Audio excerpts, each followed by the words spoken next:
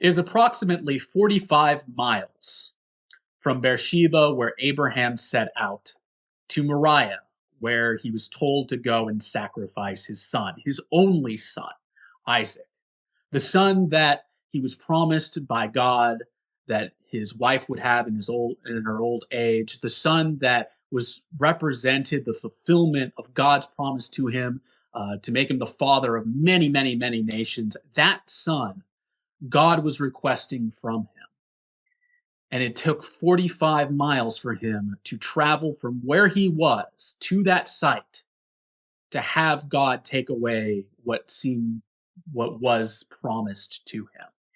It is impossible to think that while Abraham is walking on those ancient roads over those ridges, over those hills, through those valleys, with a donkey, his two servants, and of course his son, that each step wasn't causing him to think about what was going to be happening next, to what he was going to be doing. It's impossible to think that Abraham, as a father, wouldn't be thinking with each step, I'm one step closer to killing my son. And it is impossible to think that in that situation, that Abraham was not under a tremendous amount of anxiety. I think even when you look at this passage, you can tell it seems like at least Isaac knew something was up. Isaac asks that question, Father, where's the lamb? We have the wood, we have, the way to make fire, but we don't have a sacrifice. What's going on? You know, it, and in Israel there are plenty of animals that they could have sacrificed. There are plenty of wildlife and those types of things that they could have grabbed along the way, I'm sure. And so Isaac must have known from the way his father was walking, from the way that things were, that something just was not right here, and he's fishing for that answer. But Abraham doesn't tell him, and how could he? It's interesting that when we hear that God calls Abraham to do this, to go and sacrifice his only son to him, that Abraham doesn't seem to tell anybody about this. He doesn't tell his wife. We don't have a scene of them arguing about this, of her. We don't see in the scene her running out and chasing after him and like trying to drag her son back, or even trying to hide him from his father. We don't see any of that. The servants as well seem to be completely clueless. They're not talking amongst themselves. They're not trying to convince their master to not go and do this thing that would, is not just the taking of a human life, but also, and that culture would have meant that Abraham has no true heir, that his land, his wealth would have been divided up amongst other people and would not have continued on. His bloodline would not have continued on. We don't see any of that. In fact, when they get to the point that they were supposed to arrive at, Abraham tells them to stay away, to stay with the donkey. It's clear here to me that there's a tremendous weight that is on Abraham's shoulders as he is taking each of those steps along that 45-mile journey to this destination. And yet at the same time, while he has to be experiencing all this anxiety, there's very clearly a show of, great faith. Abraham is considered to be a man of great faith, to be a father of faith.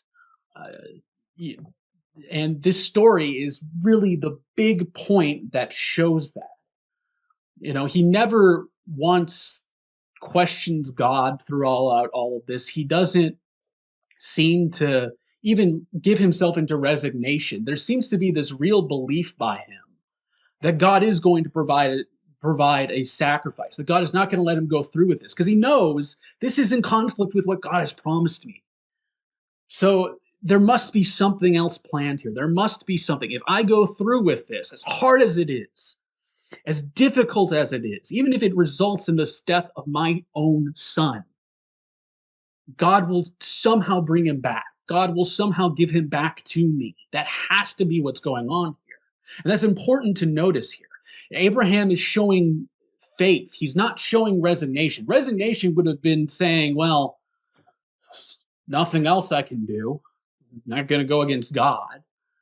Resignation would have been seeing him, in the evenings, maybe begging God for something different to happen here, and not going with a resolution of, okay, God will provide the sacrifice when we get there, the real sacrifice, not my son.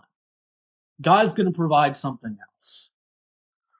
I've spent a lot of time building up to this moment. I've spent the past few weeks because I feel like you can't truly appreciate this individual story without just knowing, without having kind of felt a little bit of what Abraham had felt before this, and how much the shock value of this must have been to him. This goes against everything God had promised him. This is asking, God is asking from him something that has made him tremendously happy. And I think we ourselves find ourselves in positions like this. And we're not the only ones. We're in this period of time of Lent. We're moving up to this point where we're going to be focusing on Jesus' own death and his own resurrection. And Jesus himself experienced this same thing. He had to have experienced the same thing. We see it when he's wrestling in the Garden of Gethsemane. And of course, he did pray to have that cup taken from him. I'm sure Abraham prayed the same sort of thing, but the important thing in both of their cases is they still went on with God's will, that they still charged forward into that, and that they did what they could to make sure that they were aligned in that sense, in that will of God, resting assured that something better was coming out of all of that. So this is, for us personally, the lesson I believe that we should take away from this is that there are going to be times when God asks from us things that feel like we just can't even bear them. That there are going to be times and periods in our lives where anxiety is going to hang over us, where it's going to be that great weight, and we're going to be moving one step at a time towards an event that seems completely life-shattering. Our job is to have faith that God has something planned, and even in that situation, that God is going to provide even in that situation. I think if we do that, we will find that the anxiety isn't going to go away. It's impossible for that to go away. Anxiety is a feeling, it is a part of us. It's something that we feel in reaction to stress like this. But I think we will be able to find some sort of level of peace and strength to face what we are going through at that time. So with that, I would like to invite you all to join me for our last song today.